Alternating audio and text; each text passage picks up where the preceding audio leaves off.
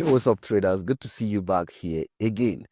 If you are having trouble with trade entry, in this video, I have a solution for you. And this solution I'm about to give you is going to help you. It's going to definitely change the way you take trades. If you don't have a good entry, you're obviously going to have a bad trade. This is one of the troubles that a lot of traders have been facing. And when I started trading, it's one of the difficult things that took me time to be able to solve. So what if I give you one of the hacks that you can use to solve your problem of entry? Now, trading has two sides. After you have done your technical analysis, entry comes with a mixture of your trading psychology, emotion, and even the technical prowess. So I want to show you how to get the best entries and also be able to have a level of confidence in that entry. So right here was the entry I used on Tuesday to actually pass. I have this particular funded account, is funded next account actually 100k. So I took this particular trade to complete the second stage. I think this is the account. Let me show you. Yes, this is it. So this is the account actually. You see, I have passed the second phase 2. This is it. But then that's not the most important thing about this lesson. It's about the entry, how you can replicate this entry on your chart and have the results I have right here. So for those of you who were part of my community, my paid mentorship community, I actually shared this particular trade entry before taking the trade. Let me show you right there. So here was the trade. You can see right here, you can see where I marked this particular fair value gap. And I said H1, this is a fair value gap that might give us a good entry after a confirmation. That's a sell.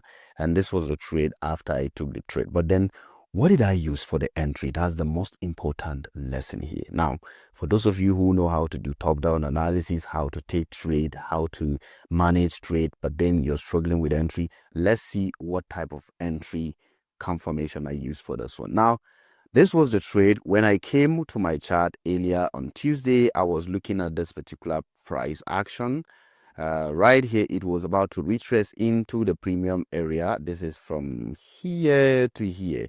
Obviously, you can see that this particular fair value gap that has a bearish order block is a high probability order block with a mixture of an imbalance. What do we call it? A high probability trade entry area. Now, do you know that every time you have an entry area, this is the entry area, it is not just enough for you to take the trade blindly from there. You need a confirmation, and that is what makes your trading easy.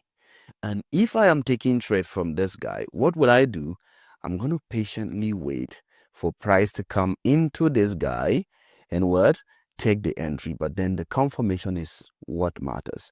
So as price was retracing, this was the 1 hour time frame. I don't want to go to the top-down analysis that you can do. I have so many videos on top-down analysis. But then this is about entry. As price was retracing, I was patient. Now I saw how that price trade above this buy side liquidity. Does a miniature liquidity pool right here. And what else? Price is still pushing, using this area, this small fair value gap, as an area for pushing up. I am watching everything that was happening. You see, boom. Now price came to my point of interest.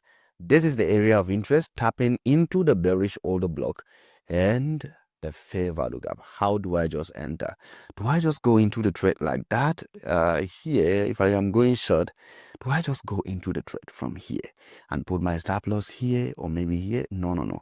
I want you to always use confirmation, because confirmation is going to give you the instant price movement. All right.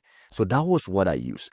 If you go to the lower time frame, the lower time frame is not your enemy, even though the lower time frame doesn't give you the best trade levels, but then it is not your enemy. You can use the lower time frame for a trade entry, and that was what I used. I went to the 15-minute time frame and looked for this particular entry confirmation. Look at this. We call it the swing high price entry level. Now on the 15-minute time frame, you can see that aside from the fact that we have this area, we also have a miniature level, which looks like a mitigation block, which price has traded into. And now we have a rejection candle. Look at this guy. We call it the swing high formation. It's a 3-candle price action where price closes below this second or the middle candle right here. I want to show you that in my book. And this brings us to one thing I want to share with you. If you don't have this book, please get it. I tell you, the link is in the description of this video. I taught you almost everything in this book. By the way, this particular entry format is an aggressive entry confirmation, but then it has a good results too. Now you can see that in this book I explain how this entry, there are so many entry confirmations aside from this, but then I call it the swing high and the swing low entry confirmation. What you need is a 3-candle price action. You can see 3-candle price action with the third candle closing below the middle candle, and then you're going to activate your trade where the third candle closes. I have written everything about this guy. So look at this. We have the same formation, area of interest, price trading into our area of interest, which is this guy. What do you have? You have this 3-candle price action, 1, 2, 3, with the third candle closing below the middle candle, and your entry is where? Here. This guy. This is the entry. It's as simple as that. Guys, get this book because it will explain almost everything I am trying to explain to you. And how do you target it? You're going to target the draw on liquidity, and that is your TP. And trust me, guys, I had a very smooth ride with this. Your stop loss just there, and price went all the way to my target without stressing me. If you can do this time and again, I have other entry models, but then I'm not going to share with you because most of them I share with my mentorship community. But then this is one of it. And if you can get this book, it's a starting point for you. It's not going to replace my mentorship. You can still get my mentorship. There is a link in the description of this video you can use to get my mentorship. You can send me a message on WhatsApp. I'm going to make sure that you get the best out of your trading knowledge. Send me a message on WhatsApp, and don't forget to also get this particular book. It's a PDF. You can get it and download it and watch. It's $9.9.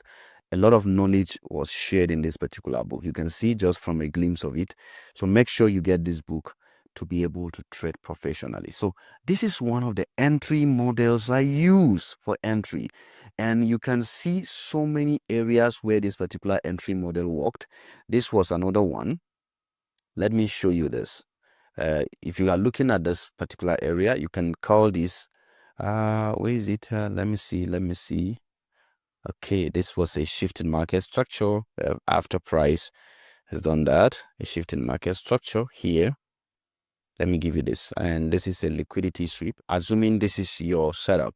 All right. And you call this guy an area of interest. That is your point of interest in essence. And you are expecting price to come to that area, and you want to use the swing high formation for an entry. Because this is a 15-minute time frame, I can use the lower time frame, that's the 5-minute time frame, to confirm my entry. Now in this area, you're going to walk around this, guys.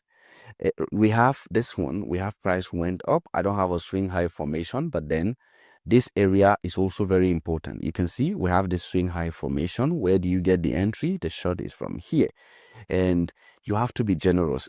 There are some areas you have to be a bit dynamic with your approach, because this area, you can see we have another high here. You can do good by putting the stop loss where it is supposed to be put, and you can do maybe 15 pips to 20 pips of a stop loss. This is 6 pips, and even if you take it to this area, it's not a bad idea. All right, so it's because I'm just zooming the chart that you're seeing this guy as a very big stop loss. So that area wouldn't be a bad area, or even this area, but then leave it around here, and you're going to target the draw on liquidity downward there. You can see how easy it is to do these things. This stop loss is around, I don't go above 15 pips, no matter how where my stop loss is, but then get your stop loss correctly. If you can't have it here, you can do something like that. So you can see after that formation, price now played out as expected, and that is exactly what I'm trying to draw your attention to. Now these are the things you must work with. The moment you see that kind of confirmation, this is the aggressive way of doing it. There is a conservative way of doing it, which I think I will find time, or maybe if you join my mentorship, you're going to see how the conservative way of doing it works. All right, guys, this is about the video, and this was the trade I took that made me pass the second stage on the Funded Next account. And that is it, guys. If you want to get the book, check the link in the description. And if you want to get into my mentorship, you can also reach out to me on WhatsApp. The link is in the description of this video.